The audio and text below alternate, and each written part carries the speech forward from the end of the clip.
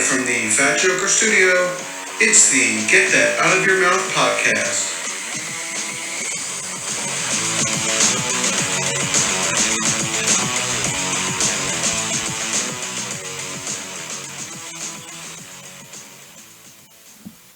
All right, welcome to this week's episode of the Get That Out of Your Mouth podcast. I am still Todd. With me today is the Devon to my Bubba Ray, my brother Steven. How's it going? Pretty good, dude. How are you? I'm doing okay. Dave and Jerry are not able to be here today, scheduling conflicts being what they are. When you work in retail, your schedule gets messed up from time to time, so you just kind of have to deal with it as it comes.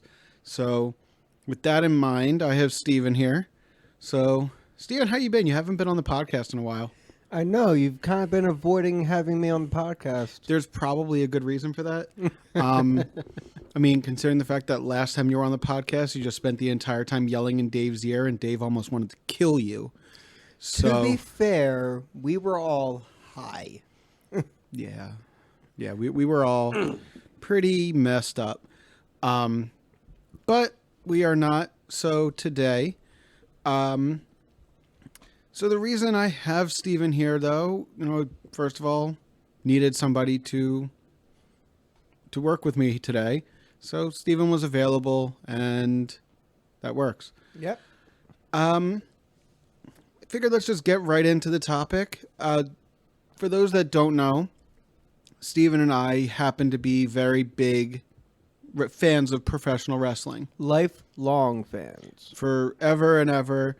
All different generations, everything from the 60s, 70s, 80s, up through today, whether it's WCW, WWF, WWWF, UWF, ECW, anything you can think of, we have watched it. And therefore, we're going to take some time and we are going to discuss just that. We are going to discuss wrestling, and more so wrestling of the past. We're not going to discuss today's, what's going on today, because Steven doesn't really watch it so much. I do. I keep up with it. You keep up with it, but you don't actually watch it. Whatever. So, it's harder Semantics here. Yeah, but we're all about semantics here, and that's why Jerry gets mad at me on a fairly regular basis. Yeah.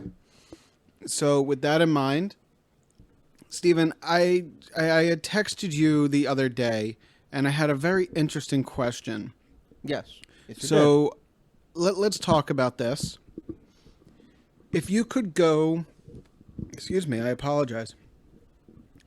Going through the list of all the different WWF and WWE legends, and how we can go outside of WWF and WWE, pro wrestling legends. Yeah. Okay, now I want you to think, note legends, so we're going to avoid more modern people, such as Seth Rollins and Kenny Omega, that sort of thing. Of course. But looking back at some of the legends, what legends can you think of that you believe have had very good runs as both a heel and a babyface? Now, for those that are not wrestling people, let me just give a quick explanation. A heel, better known as a bad guy. A babyface is the wrestling term for a good guy. So, yep. With that in mind, Steve, somebody who you feel has had good runs as both a good guy and a bad guy. Well, we're going to get the obvious ones out of the way. Hulk Hogan, Macho Man Randy Savage, The Rock, Andre the Giant. They are four of the most noteworthy, and especially to this topic, because they've all had very successful, title-filled careers as both a heel and a face. They are pro wrestling royalty. They are megastars of pro wrestling. Yes. There's no question. Now, the interesting one as you're looking at that mix, The Rock. Mm-hmm. Elaborate on The Rock. Like, what makes you say that he had a great run as both? Well, he has won titles both as a face and as a heel. His first title win, of course, was as a heel. Right. In the WWF during the Attitude Era. Then, as popularity grew and fans started to fall in love with him, they decided, you know what, we're going to keep the title on him, but he's going to be a good guy now. And he has held how many titles? More than I could count. I would have to go and look. Yeah, I think he's been a Grand Slam champion. Mm-hmm. Well, let's see. He's held the WWF title. Yes. Intercontinental. Yes. Tag team. Mm-hmm. Has he ever won? Did he win European? Did he ever win United States? I don't know. Okay, good point. I don't know if he ever has. All right, good point on that one. Yeah, so I'm not sure if we could call him a Grand Slam champion, but definitely, I can see your point. He started off as a kind of unknown babyface, won a title, became a heel instantly because he was not very well liked. And then he stayed a heel for a while, and then he got over. And for those again who are not wrestling aficionados, getting over means he would elicit a fan reaction, whether Yes. positive or negative. You would either cheer for him or you would boo him, but he got a reaction. He made you feel something, and that's what it means for a wrestler to get over. And The Rock did so in both fashions. He got over Yes. as a heel. He got over as a babyface. Now, another one that I feel has absolutely done the same thing, and it took a little bit longer. Matt Hardy. Yeah. I can't say so much Jeff Hardy because he didn't elicit the same reaction as a heel as he does a babyface. Though he did have success in TNA as a heel. He did have success in TNA as a heel, but it was not very long. It wasn't very long because of his drug use. Yeah. His drug and alcohol abuse. His heel run was not that. It was short lived. Right. It was short lived in TNA because of his unfortunate, addictions. Yes. But Matt Hardy has had face and heel runs in both in WWE, TNA, in now every company that he's been in, ROH. Actually. Now he's in AEW. Yeah, he has gotten over on as both a heel and a face. Yeah, and I find it quite interesting because he didn't do it. So it took him time. It took his time to really find his personality. Right. When they started off back in the 90s, early or mid to late 90s, they nobody really cared. Then they became faces because they were exciting. They wore the Jenko pants, and they looked like your brother's best friends. They looked like the people that you would see in walking down the hallway in your school.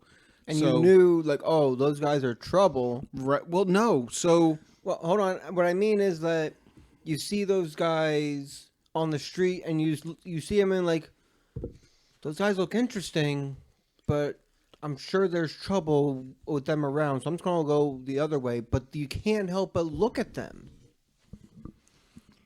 Mm-hmm. Like, you don't want to be near them, but you can't help but look. They had that look that just was like they caught your eye, and they made you pay attention to them. Yeah. And then when they joined up with Gangrel and created the new Brood, first of all, terrible.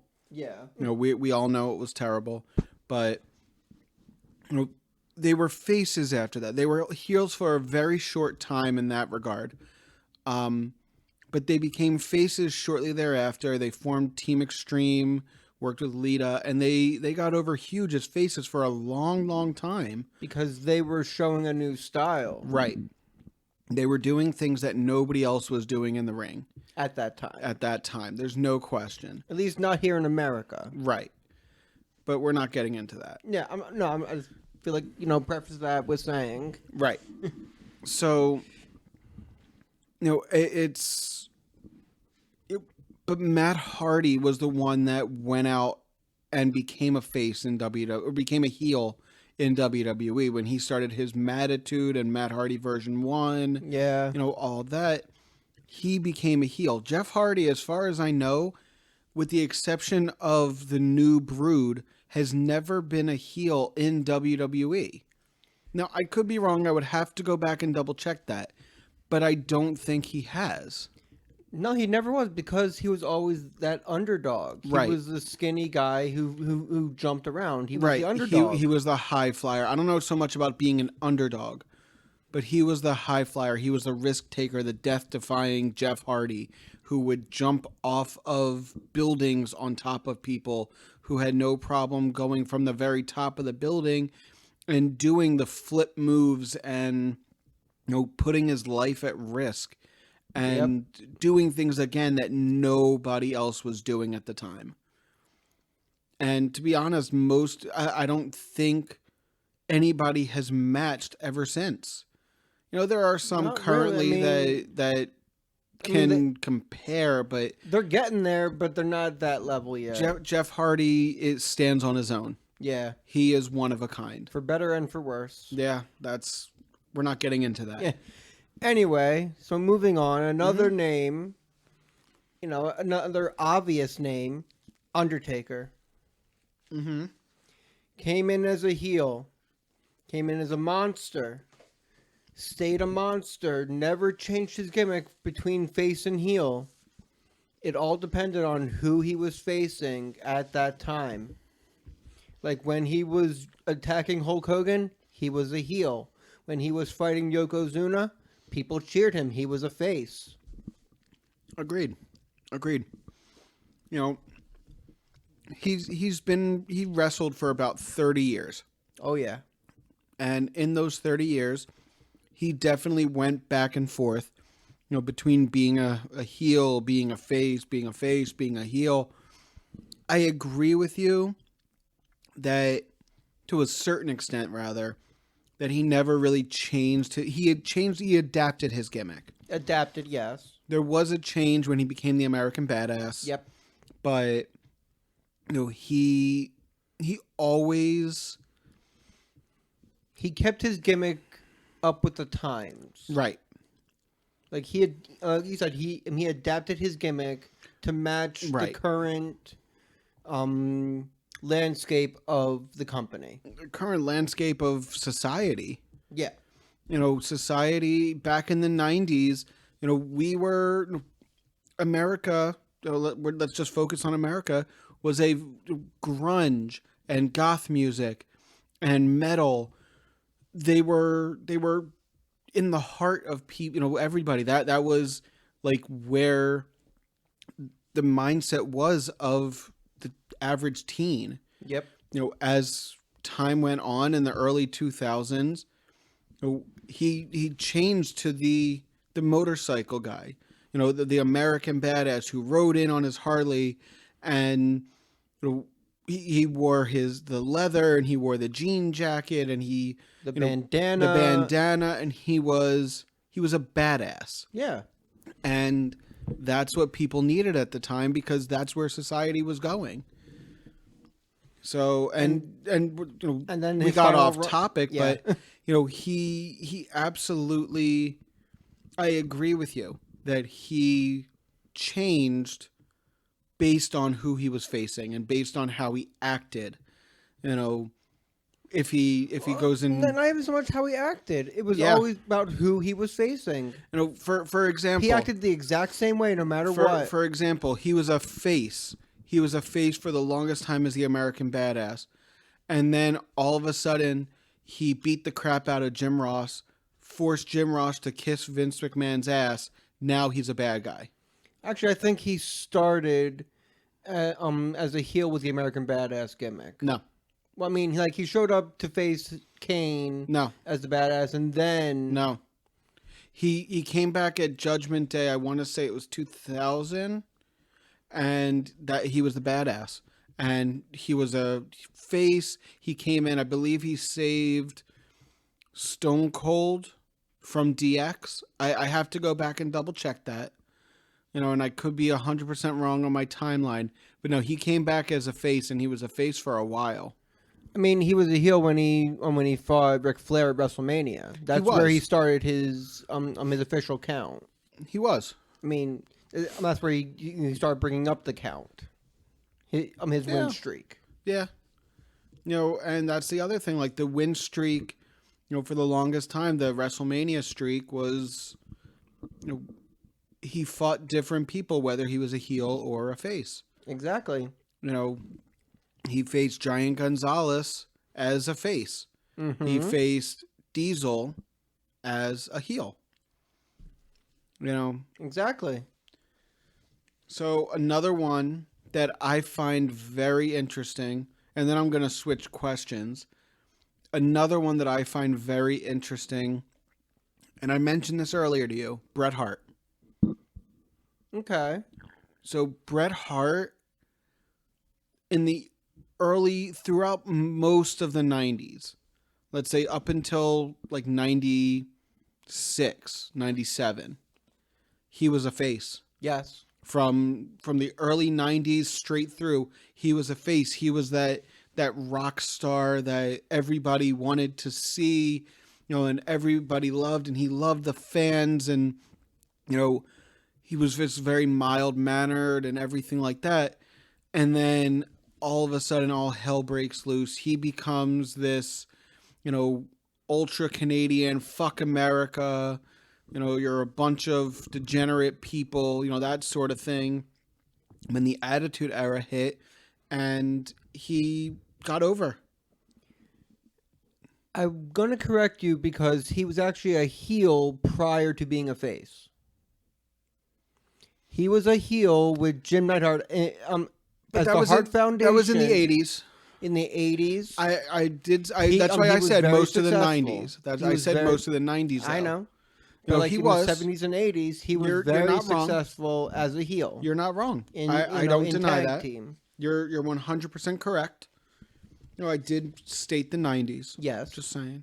But, you know, sit there and I think about it, like, even his very short-lived run in WCW, he was a heel. He didn't get over so much, but it's because they didn't use him right, and WCW was falling apart at the time. Yes. They were dying. It was kind of funny, actually. But, you know, yeah, Bret Hart was another one that I just felt, you know. Yeah, he did what he needed to do. Mm-hmm. He got over with the fans. He elicited that reaction. And yeah, I will agree with Bret Hart. All right. So now I'm going to ask another question. Okay. Who would you say? Well, let's play this game. Mount Rushmore, okay? Mount Rushmore of hardcore legends. And let's add one face to Mount Rushmore, so basically top 5. Okay. And give reason. I need examples, because I think we might argue on this a little bit. All right, well, first one, obviously, Terry Funk. Like, he lived and breathed hardcore wrestling in America, in Japan. He was hardcore wrestling. He still is hardcore wrestling, even though he doesn't wrestle anymore. I want to say, I want to say them, but I can't say them separately. Bruiser Brody and Abdullah the Butcher. They are absolutely hardcore legends. Every match they had was a bloodbath, whether it was with each other, especially with each other, or other people. Every match that they were in, there was blood, no matter what. I can agree with that. You know, the only downside to it, the only thing that I would argue is they didn't, like, they were hardcore before hardcore existed. But that doesn't mean that they should lose that spot. I tend to agree with you. You know, the only thing that I would, I'm going to let you finish, but, you know, I have my thoughts on it. Onita, he like popularized deathmatch wrestling in Japan. Okay. He made an entire company based around death matches. Okay.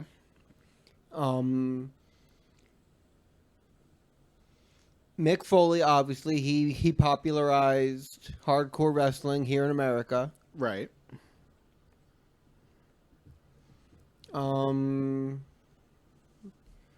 And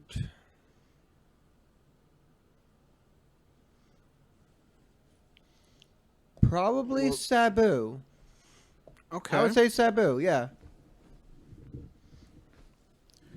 So, I find it interesting that there were some names left off of that. Well, there's so many to name, but for my top 5, those guys, See, hit the top. Meanwhile, you said 6, but whatever. I lumped Bruiser Brody and Abdullah Butcher together because there's no way to put one over the other. My issue with what you're saying about Bruiser Brody and Abdullah Butcher, I agree with you to an extent. I agree that they deserve to be honorable mention, but hardcore as we know it means being innovative and being able to do things that nobody else has seen in order to inflict pain on people, and using whatever tools you possibly can to do so. Did Bruiser Brody do that? Yes. Did Abdullah the Butcher do that? Yes. Absolutely. But there are others that I believe far surpass that. Terry Funk, definitely up there. Yeah. You know, I stand by the idea that Terry Funk is there. Mick Foley, definitely up there. I can agree Sabu should be on there. I maintain, and I stand by this, and I will argue this point, I maintain Raven definitely belongs in the top 5. Because Raven has... He created and innovated and came up with new ways on a nightly basis of inflicting pain. Everything from snapping somebody's fingers to stapling a staple gun into their head to smashing glass over their face to everything. To rolling a bowling ball into their nuts. Rolling a bowling ball into their nuts. Although I'm pretty sure Al Snow did that first. Probably. But, you know, Raven, he did everything. And he took what Bruiser Brody and Abdullah the Butcher did, and he took it to the next level. I'm going to disagree. Like, I feel like what Raven did, he did as a gimmick and not for shock value. He did that mostly as a gimmick. Like, oh, hey, look, I'm gonna roll a shopping cart down to the ring filled with weapons because that's what my gimmick is. I'm gonna do that. That's 100% what his gimmick was. And Bruiser But Brody, he didn't always do that. But he didn't have to In always WCW, do that. he never did that. You're right, because in WCW, he was the gothic loner that didn't want anybody to talk to him, with the exception of his flock, and even then they didn't talk to him. But that's the thing, though. He was not. He did not live and breathe hardcore. I disagree. He adopted the hardcore style. I disagree when with he you hit completely. WWE. That's not true. That is not true by any stretch of the imagination. He 100%. He innovated the hardcore style in ECW. He was not there that long. He was.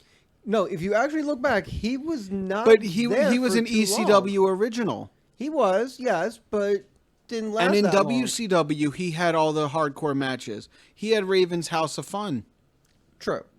No, absolutely. And then and in TNA, he did a lot. Absolutely. Again, in WWE, in WCW, in ECW, in TNA, he always found ways of coming up with new and creative and innovative maneuvers and actions to go and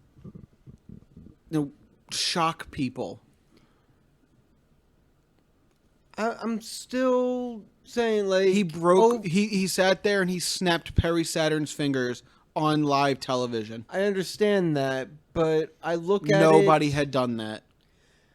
I still look at it, and I'm thinking, like, okay, he did that, but that was his gimmick. He didn't do that. I mean, yeah, Abdullah Butcher and Bruiser Brody were hardcore because that was also their gimmick, but their gimmicks were not specifically hardcore. They just did that because that's what they knew how to do. So then tell me why you believe Mick Foley belongs on there. Again, he popularized... Hold on. Tell me why you believe Terry Funk belongs on there, because those were the gimmicks. Based on what you're saying, they don't belong there. No. Yes. They were not hardcore as a gimmick. They were... Cactus Jack. Cactus Jack was a maniac. Chainsaw Charlie. That was a different gimmick. Doesn't matter.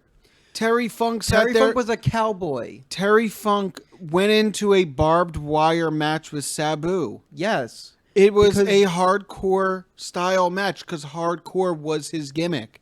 He is known as a hardcore legend for a reason. But originally, he was just a cowboy who did hardcore matches and he beat the crap out of people. Okay. That's what I'm saying. And that's what Raven did.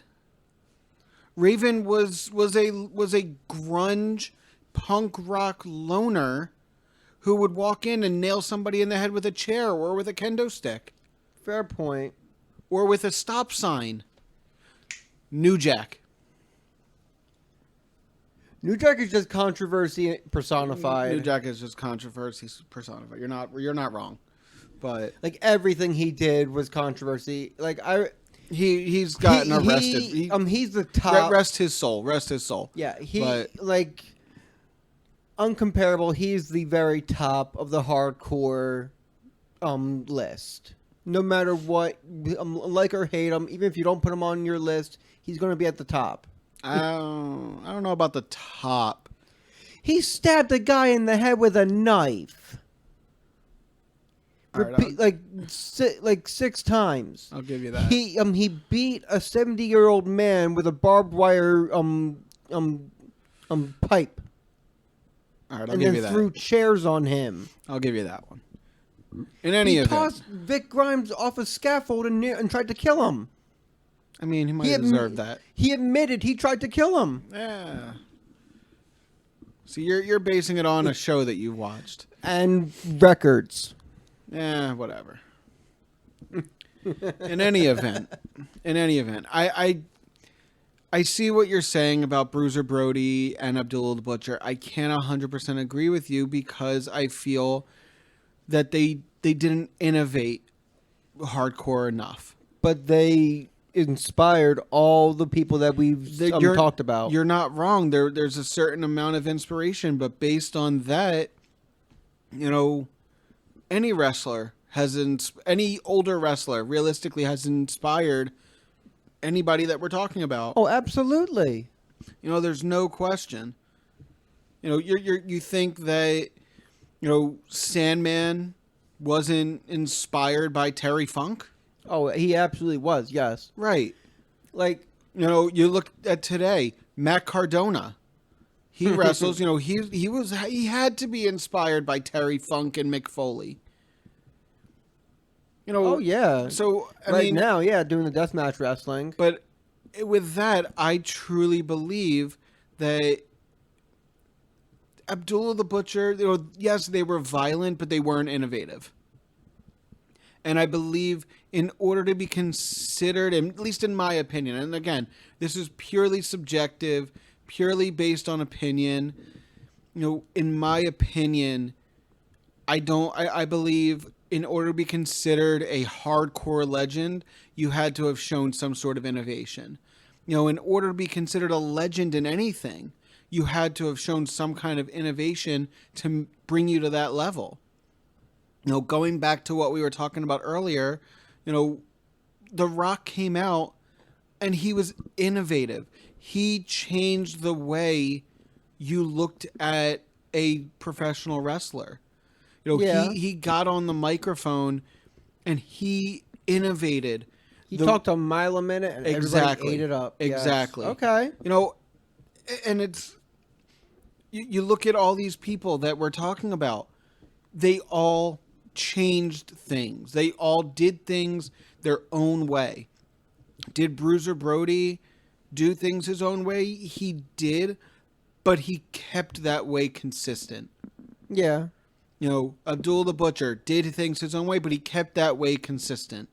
He didn't change it up. It was always the same thing, to the point where if they were to do, if Bruiser Brody were alive, and I think Abdullah the Butcher's still alive. He is. Yeah. If they were around wrestling today, and they were doing those like Hall of Fame, like the legend shows and like the bingo halls or whatever, you'd basically be looking at them like, all right, do the hits. Yeah, they would be doing what they always do. They clamor around, stabbing each other in the face. Exactly. It's do the same thing you always do.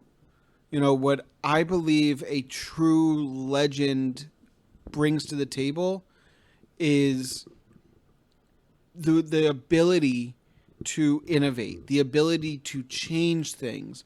Hulk Hogan, what I believe made Hulk Hogan a legend in professional wrestling was, I truly believe that he became a legend when he became a heel.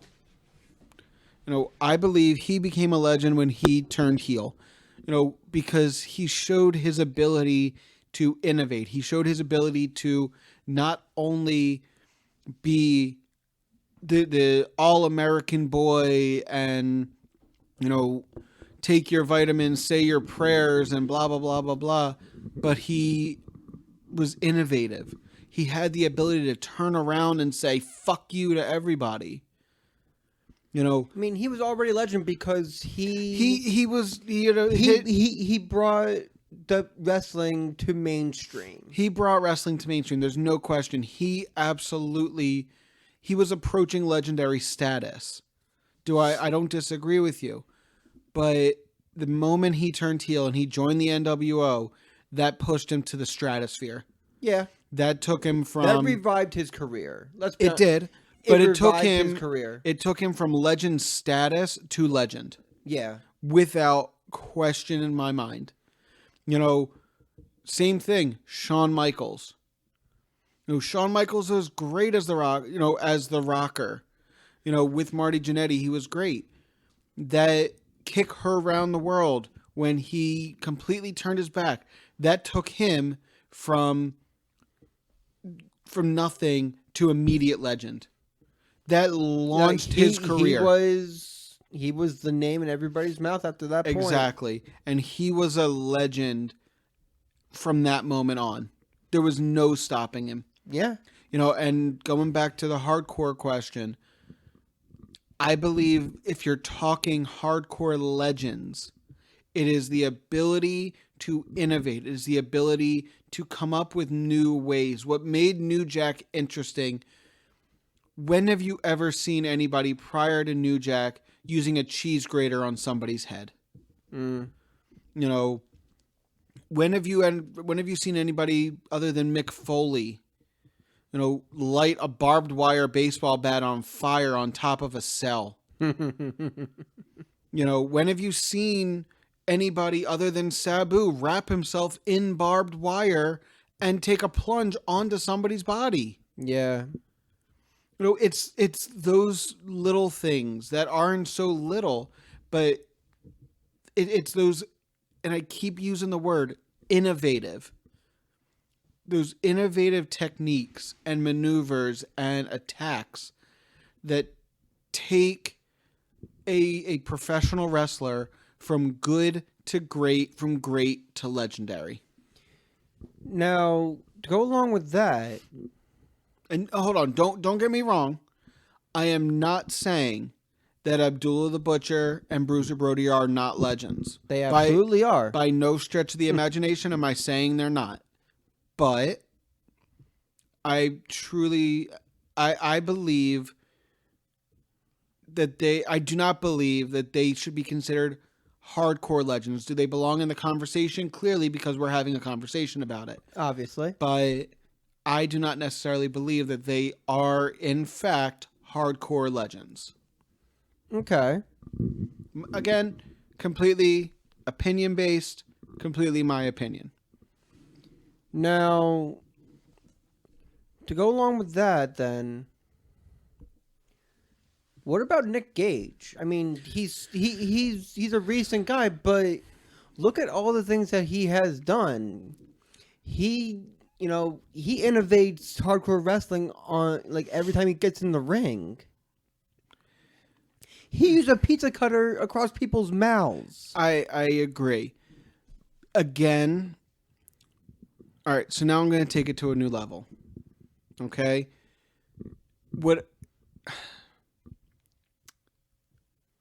In terms of innovation, what makes some of these guys great versus some of these guys like Nick Gage is their ability to perform. I don't believe Nick Gage is that great of a performer. He's hardcore. That's your gimmick right there.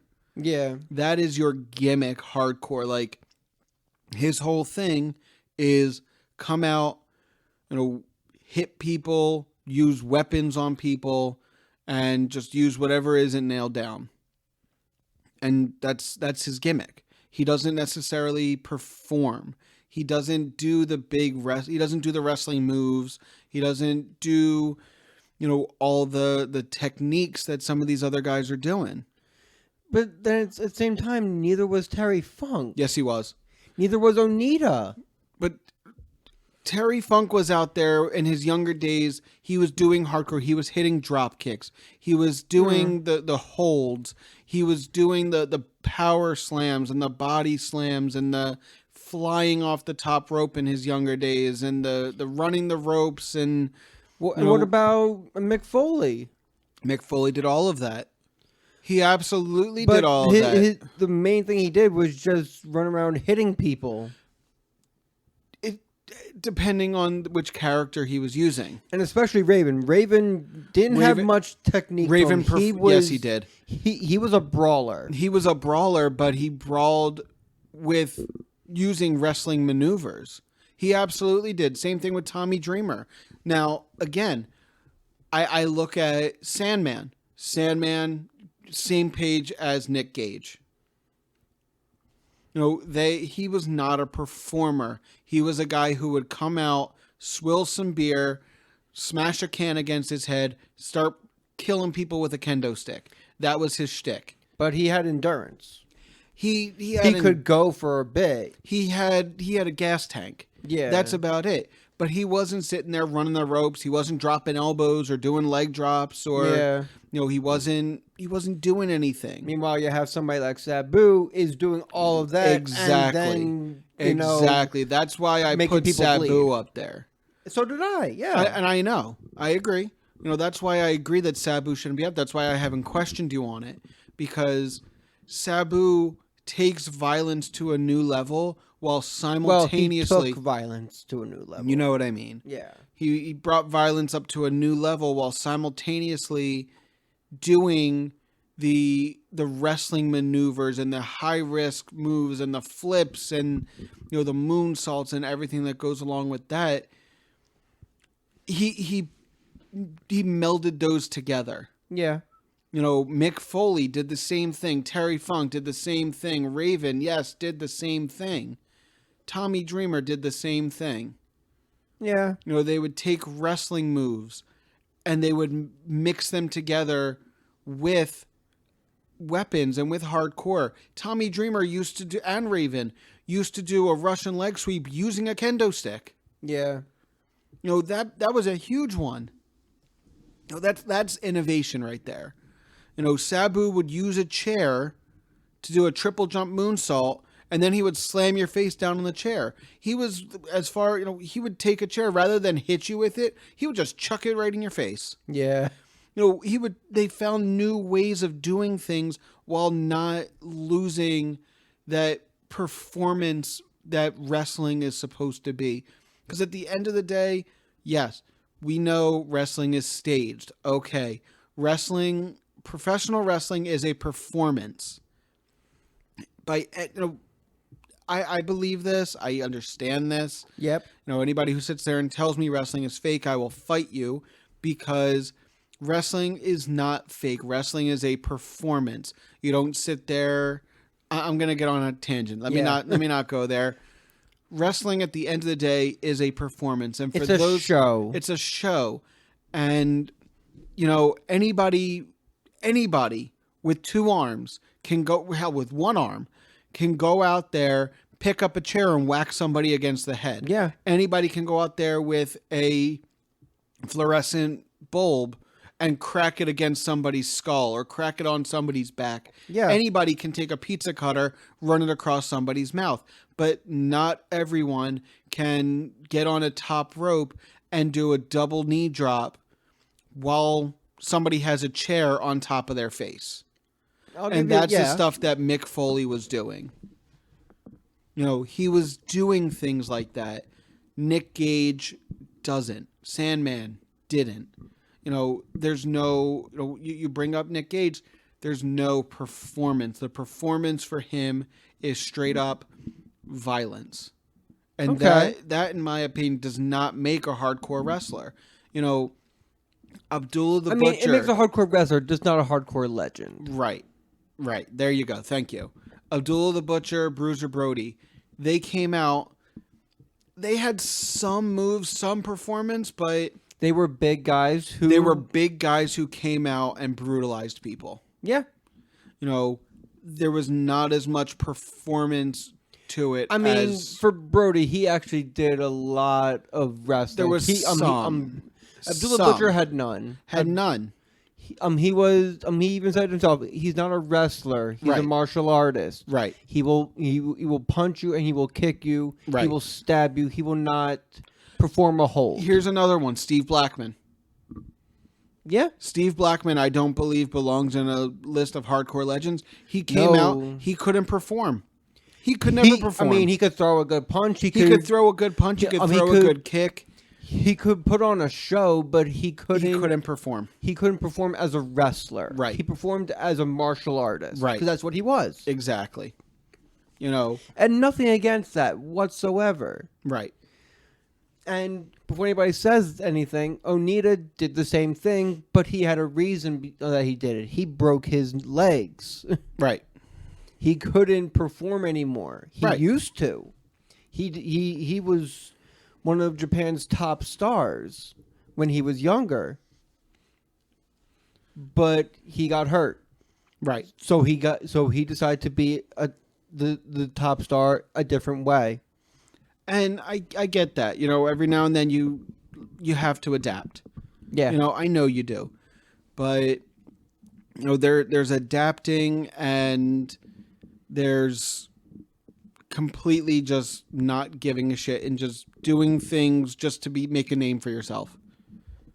And I Mick Foley talks about the fact that he had to adapt. Yes. He was a heavy-set guy. He was putting a lot of pressure on his knees. He had to adapt. He couldn't run the ropes. He couldn't climb the ropes as he got older.